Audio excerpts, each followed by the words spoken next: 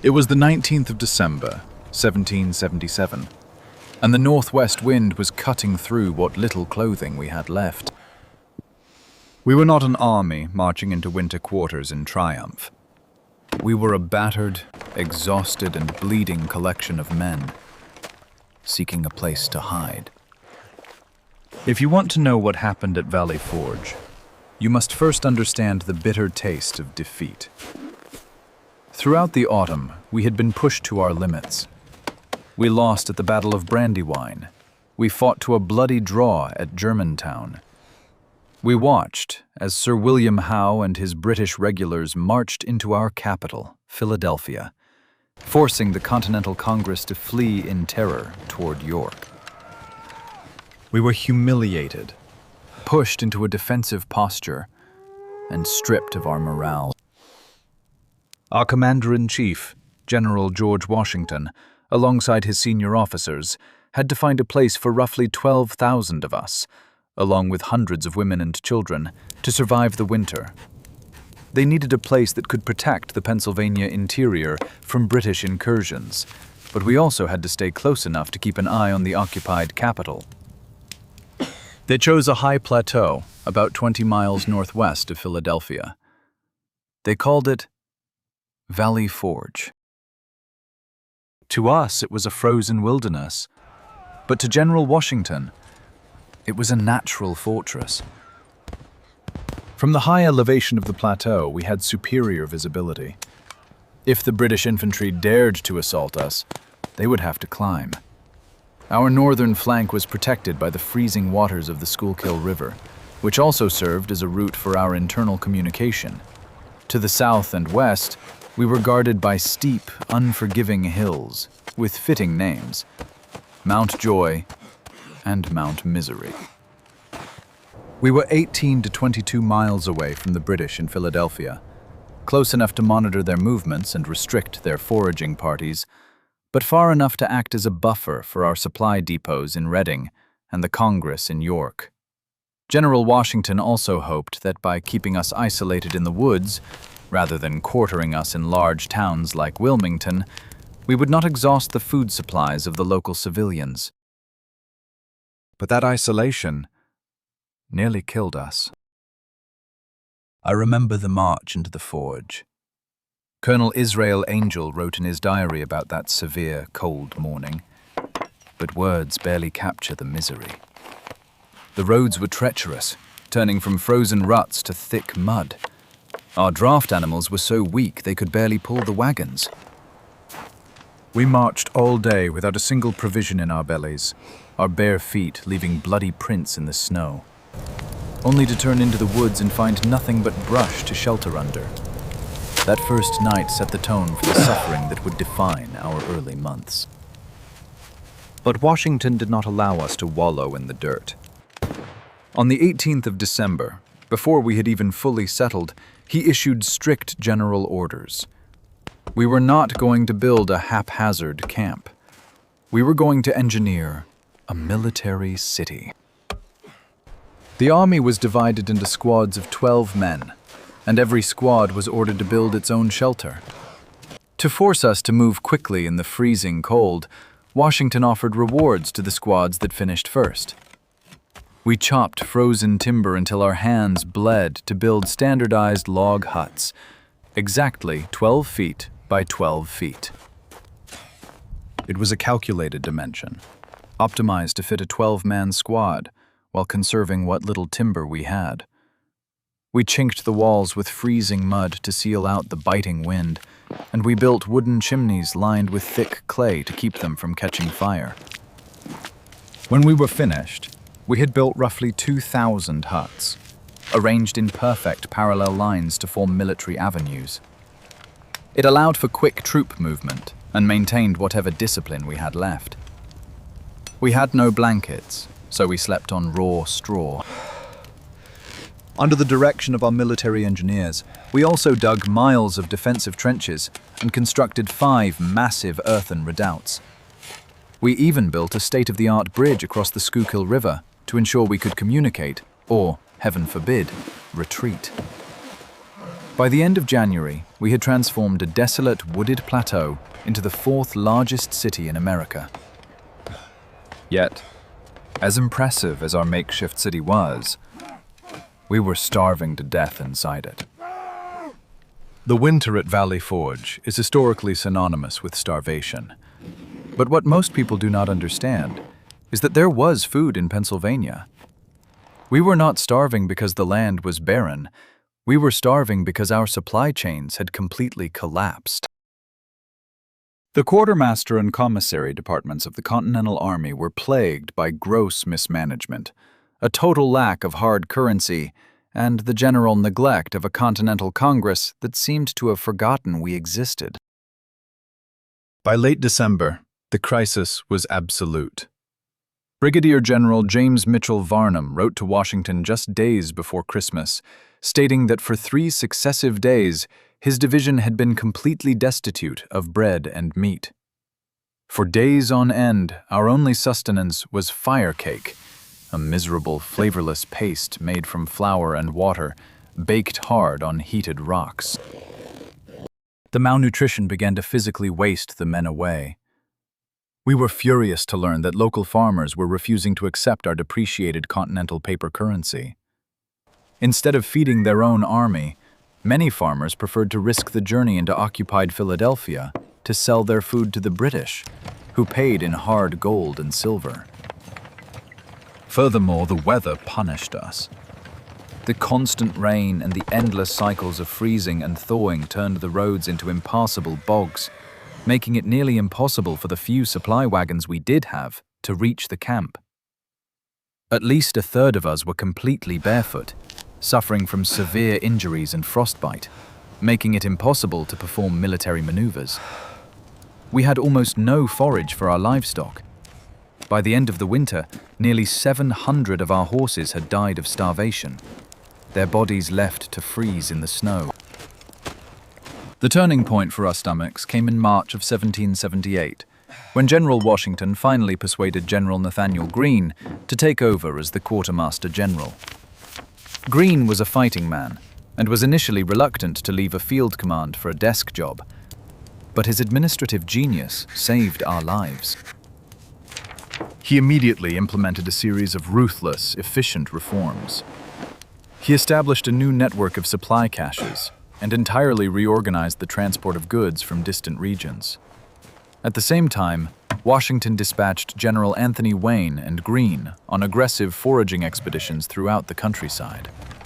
They seized cattle, sheep, and hogs from local farms, handing the farmers receipts that the government promised to honor later. Between Greene's iron-fisted logistics and the slowly improving spring weather, the mechanics of our starvation finally began to reverse. But the cold and the hunger were not the true enemies at Valley Forge. The primary killer was an unseen biological terror. Disease stalked the avenues of our log city. Between 2,000 and 2,500 of my brothers died during that 6-month encampment. The tragic irony is that the majority of those men did not die freezing in the depths of December. They died in the warming months of March, April, and May. We had concentrated thousands of malnourished, exhausted men into cramped, poorly ventilated log boxes. It was a paradise for pathogens. We were ravaged by camp fevers, typhus, typhoid fever, influenza, and severe dysentery. Nearly half the army was listed as sick at any given time. We knew nothing of germ theory back then.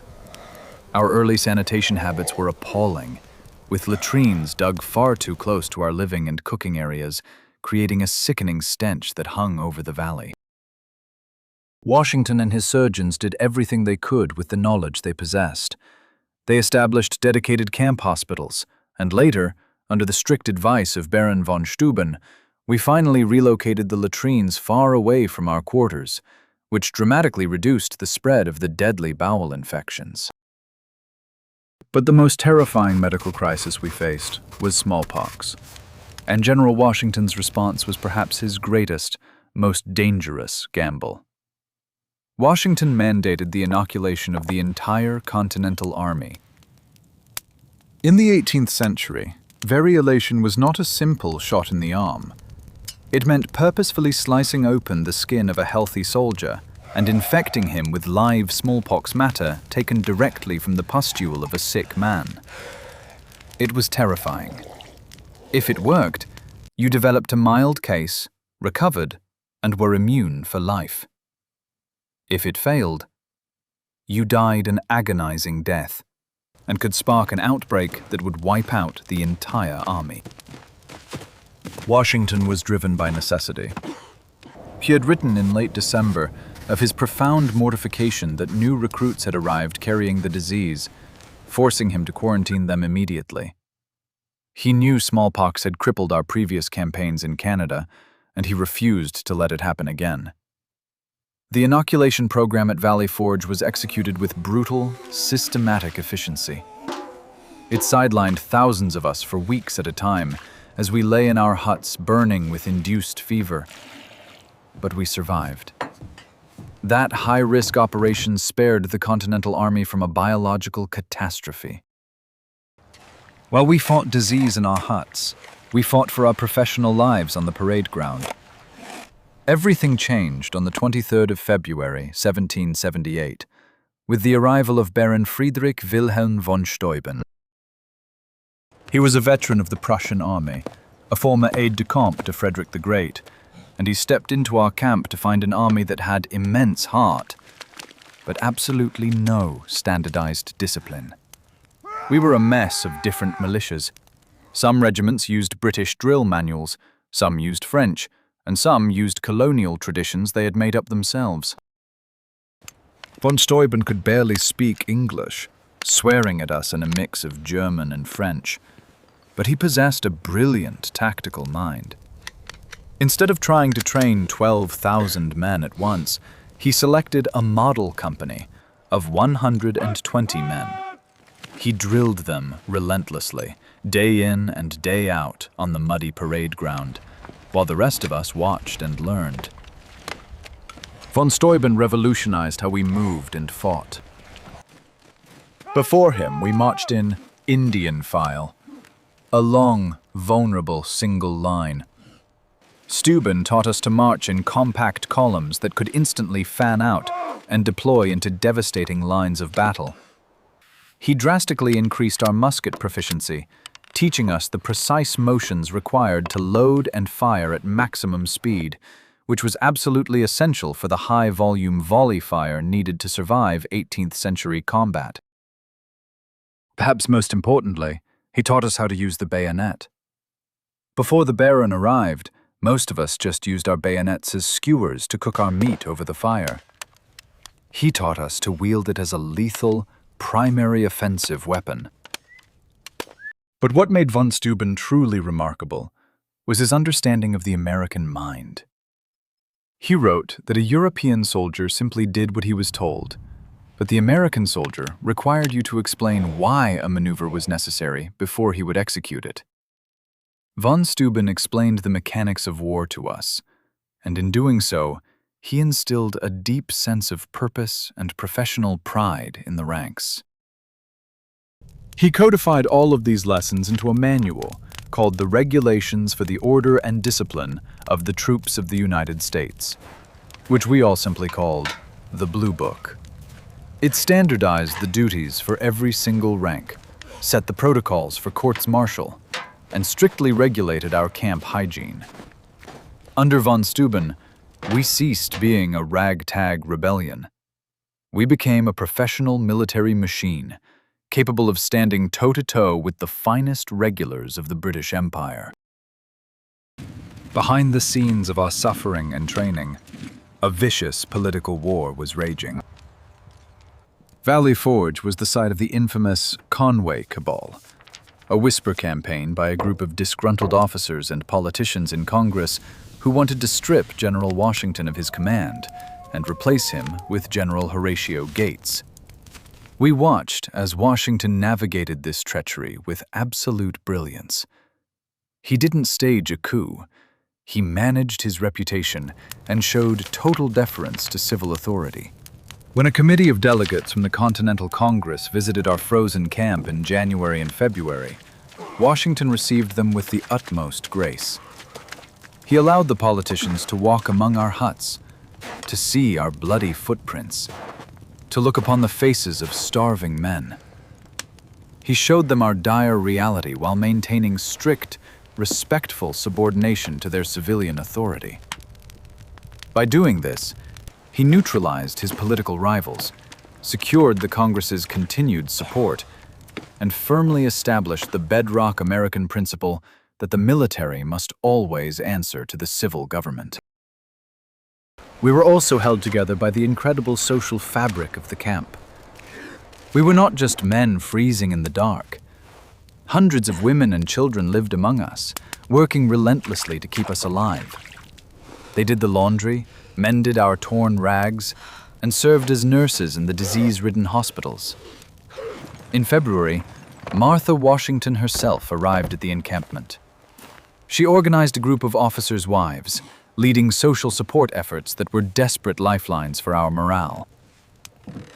We were also bolstered by the arrival of foreign officers, like the young Marquis de Lafayette, whose presence brought European military expertise and the tantalizing promise that we were not fighting alone, that powerful foreign alliances might be on the horizon. That promise became a reality in the spring. By May of 1778, everything had changed. General Greene's logistical reforms meant our bellies were finally full. The weather had turned warm and forgiving. And then, the news swept through the camp like wildfire. The United States and France had signed a formal alliance. On the 6th of May, the entire army marched onto the parade ground for a grand celebration we called the Feu de Joie, the fire of joy. I remember standing shoulder to shoulder with men I had watched freeze and bleed just months before. On Washington's command, thousands of us fired our muskets in a flawless, coordinated running volley down the line, followed by the thunderous roar of the artillery. It wasn't just a celebration of the French. It was a loud, violent demonstration of the absolute precision and discipline we had mastered under Baron von Steuben. We were ready. Exactly 6 months after we dragged ourselves into that frozen wilderness, we marched out. It was the 19th of June, 1778. We were no longer the exhausted, disparate militias that had fled Philadelphia. We were a unified national army, bound together by the trauma we had survived and the professionalization we had endured. 9 days later, we met the British regulars on the scorching fields of New Jersey at the Battle of Monmouth Courthouse. For the first time, we did not run. We stood our ground. We traded volley for volley. We utilized our bayonets, and we forced the British Army to withdraw from the field.